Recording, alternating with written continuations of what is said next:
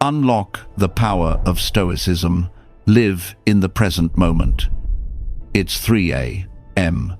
Your chest is tight, your mind is racing, and the glow of your phone is the only light in the room. You're replaying yesterday, dreading tomorrow, and losing the one thing you actually have this moment. I've been there. We all have. But here's the truth the Stoics left us. Peace isn't found in rewinding or fast-forwarding. It's in pressing play right now. So what happens when you actually live that way for 7 days straight? No chanting, no apps, no guru speak. Just 4 rules carved out by Marcus Aurelius and tested against modern chaos. Stay with me because by the end of this video, you'll have a pocket-sized playbook for calm, clarity, and control that you can start using before the day even ends. Section 1. The breaking point. Picture this. It's 3 a.m. Your heart is pounding like it's trying to escape your chest. You're doom-scrolling, already convinced tomorrow's presentation will collapse, your loved one's medical results will be terrible, and your finances will never catch up. Anxiety isn't a guest, it's a roommate. It's painted the walls, moved in its furniture, and cranked the stereo. That night, I reached for the closest book on my nightstand, Marcus Aurelius's Meditations. One line leapt off the page. At every moment, keep a sturdy mind on the task at hand. It wasn't poetry. It was a challenge, a whisper across 2,000 years. Can you do just what's here, right now, nothing extra? So I made a deal with myself. For 7 days, no loopholes, no excuses. Each time my mind tried to sprint into the future or replay the past, I would drag it back to the 1 square foot of ground beneath me. And that experiment changed everything. Section 2. The Rule Book. 4 rules. That's it. No mysticism, no secret technique, just practical homework that anyone can test. Rule 1. The dichotomy of control. Every morning, I split a page in 2. Left column, what I can steer my effort, my schedule, my words. Right column, what I can't traffic, other people's moods, market swings. Once something landed in the right column, I pictured dragging it to the trash bin. Delete. The calm started where the boundary was drawn. Rule 2. Amor fati, love of fate. When life went wrong, I said out loud, good. Coffee spill. Good patience training. Project cancelled. Good space for something better. Sounds corny until the first time you mean it. Then it becomes freedom. Rule 3. Premeditatio malorum, rehearsal of misfortune. 60 seconds every morning, I imagined one thing derailing. Missed train, blue screen of death, rejection, email. I let myself feel the sting, then reminded myself, breath, choice, and response are still mine. When it actually happened, I shrugged instead of exploded. Rule 4. Present moment anchors. When my mind sprinted, I called a play-by-play using my senses. Ceramic mug cool against my lip, tiny chip on the rim, steam rising. 5 seconds, back to now. 4 rules, ancient words, modern stress test, and it worked better than anything I'd tried before. Section 3. Day-by-day diary, 0. 5. Day 1, Monday. I changed my phone lock screen to, you only own this breath. Every unlock became a pop quiz. Am I here? I caught myself spiraling 47 times that day. But instead of failure, I counted 47 reps for the attention muscle. Day 2, Tuesday. Subway stalled underground.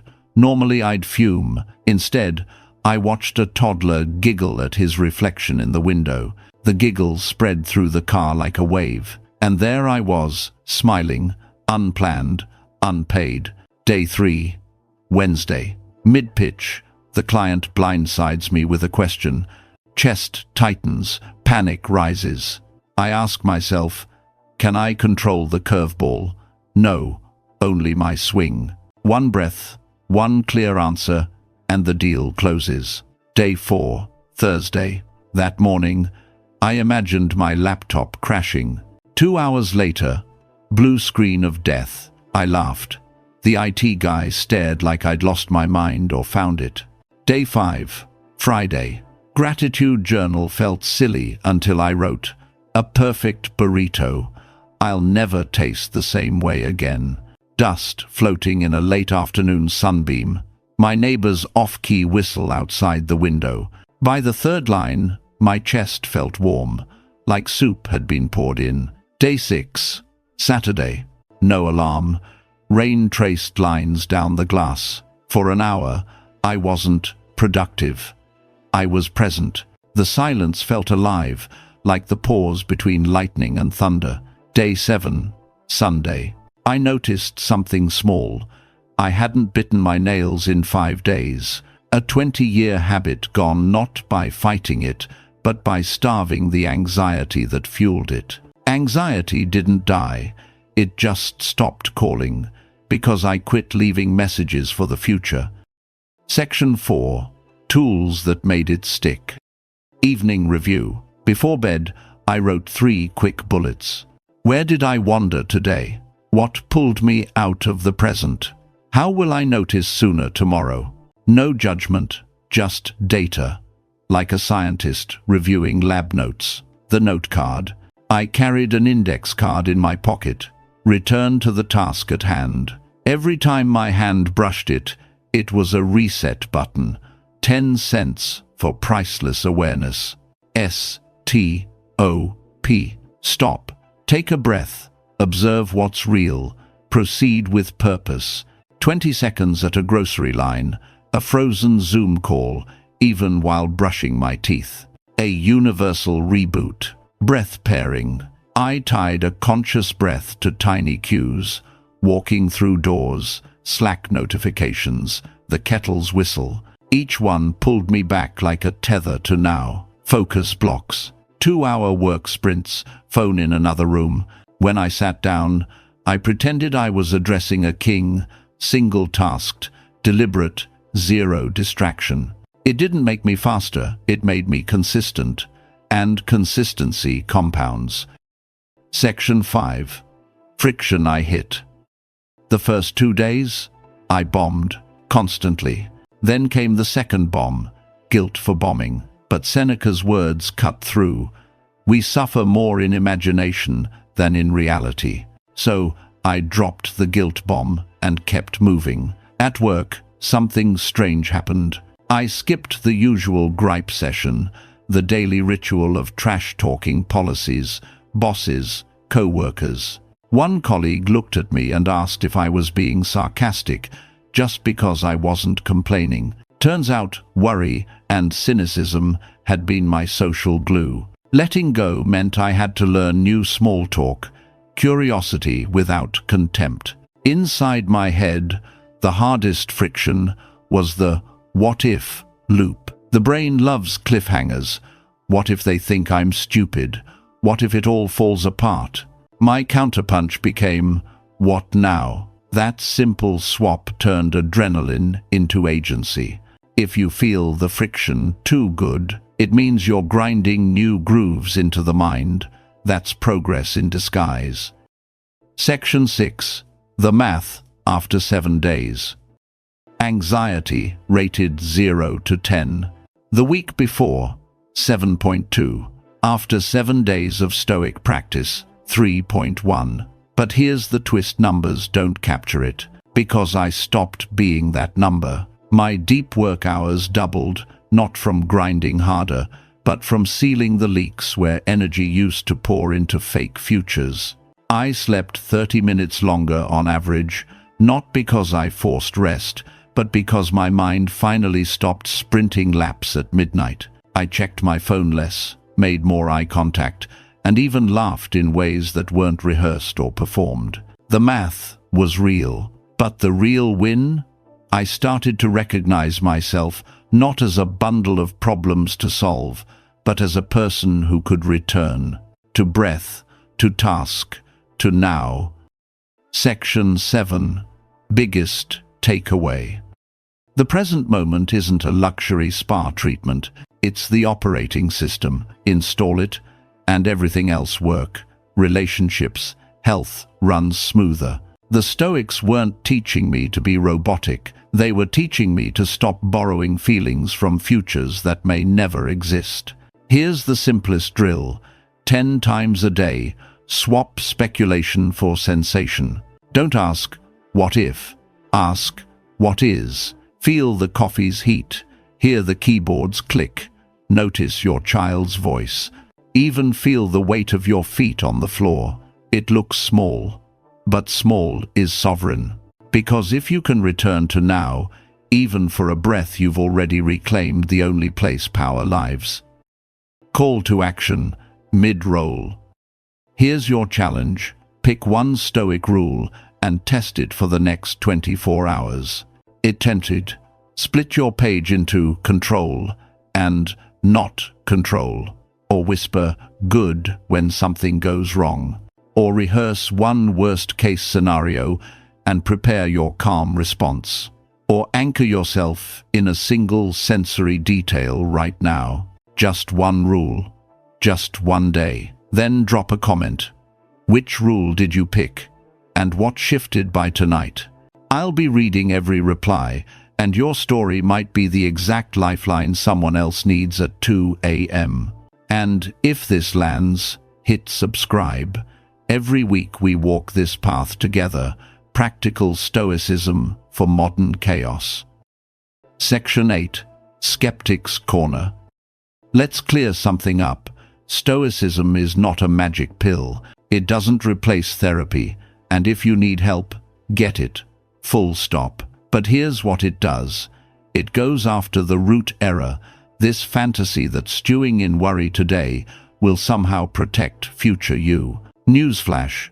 Future you is just present you with a different timestamp. If you want him steady, make this you steady. And live in the present doesn't mean apathy. You still plan, you still care. You just stop handing your nervous system over to stories that haven't happened yet. The Stoic formula is simple. Plan with reason. Act with virtue. Release the rest. That's not cold, it's clarity. And clarity feels like freedom. Section 9. How I scaled it after the week. By the end of the 7 days, I didn't want to stop. So I built a simple loop to make it sustainable. Sunday, reset. 5 p.m. Ritual. Phone off. Black coffee. Open notebook. 3 questions. 1. What am I still babysitting that isn't mine to control? 2. What tiny thing can I love about today, exactly as it is? 3. Which anchor will I carry into tomorrow? 10 quiet minutes. Whole week recalibrated. Daily micro loop. Morning. Read one line from Marcus, plus set one clear priority. Midday. One breath every doorway. 1 minute outside between tasks. Evening. 3 bullet review. Lights out. Weekly discomfort drill. Once a week, cold shower, silent commute, skipped dessert, phone-free walk. Not punishment, proof that comfort isn't a requirement for peace. Boundary, script. Thanks for asking, I'm fully booked that hour.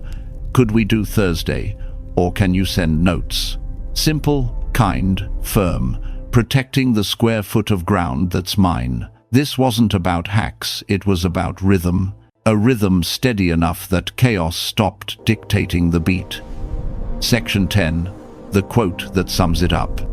Marcus Aurelius left me 4 words that became my compass. Confine yourself to the present. Not solve everything, not control everyone, just confine. Set mental borders around this breath, this person, this task. When the spiral starts, repeat it. Confine yourself to the present. Shoulders drop. Jaw unclenches. Focus returns. It doesn't erase the storm. It just shrinks the battlefield to the one place where you can actually win. Bonus. 5 micro anchors for busy days. You don't need an hour-long ritual to live like a Stoic. Here are 5 anchors that take less than a minute. 1. Red light reset. Every stoplight, inhale for 4, hold for 2, exhale for 6. Arrive calmer than anyone else on the road. 2.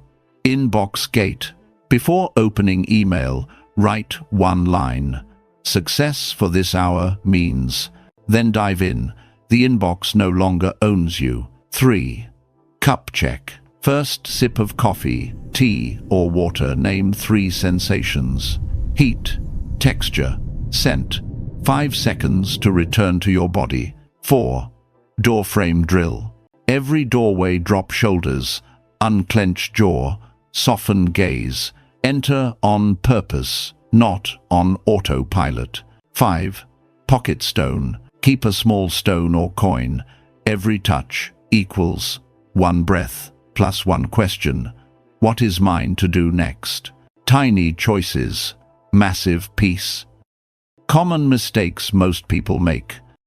Most people trip here not because Stoicism is hard, but because their expectations are off. Mistake 1. Generalizing failure, isolating wins. They bomb once and think, I'm hopeless. Flip it. Generalize wins. I'm becoming steadier. Isolate mistakes. That moment was rough. Next one better. Mistake 2. Arguing with reality. They burn energy wishing things were different. The Stoic asks instead, given this is true, what's my next right move? Mistake 3. Chasing perfect systems. They keep hunting the ultimate morning routine. Discipline isn't clever. It's boring, repeatable, dependable. Mistake 4. Over-explaining boundaries. They defend their no with essays. A Stoic boundary is simple, kind, and firm. It doesn't need a press release. Mistake 5. Thinking calm means numb. They expect peace to feel like zero emotion. Wrong. Calm means steady while feeling, not empty while pretending. Avoid these traps, and Stoicism stops being a concept and starts being a muscle. Conclusion. A week ago, anxiety was the roommate blasting doom metal at 3 a.m. Today, it's the cousin who drops by unannounced, senses the vibe is too calm, and leaves early. Stoicism didn't give me a brand new life. It revealed the one already happening underneath the noise, beyond the worry, right here. Start microscopic. Feel 1 breath. Name 1 object in front of you. Smile once on purpose. Do that today. And tomorrow, the present moment will start looking for you. Marcus said, confine yourself to the present. Do that, and watch how everything else, fear, stress, chaos, quietly unlocks. SEO Kit. Description: SEO, optimized. Unlock the power of Stoicism and discover how to live fully in the present moment. In this 20-minute video, you'll learn 4 ancient rules from Marcus Aurelius and the Stoics' practical tools to calm anxiety, sharpen focus, and reclaim peace in a chaotic world. Through real-life stories, simple drills, and a 7-day experiment, you'll see how these timeless practices can quiet the noise, break worry loops, and give you the discipline to face every day with strength. No fluff, no mysticism, just modern Stoicism. You can start today. Stay until the end. You'll leave with a daily playbook you can use before tonight. Keywords, tags: Stoicism, Stoic philosophy; Marcus Aurelius, live in the present; mindfulness, daily Stoic; emotional control, calm mind; stress relief, anxiety tools; dichotomy of control; amor fati, premeditatio malorum, self-discipline, mental toughness, resilience, focus and productivity; self-improvement, philosophy of life. Pinned comment for engagement. 24-hour challenge. Pick 1 Stoic rule. 1. Control versus not control. 2. Amor fati. 3. Premeditation of misfortune. 4. Present moment anchor. Run it for one day. Then come back and comment, which rule did you choose and what changed by tonight? I read every reply, and your story might be the late-night spark someone else needs.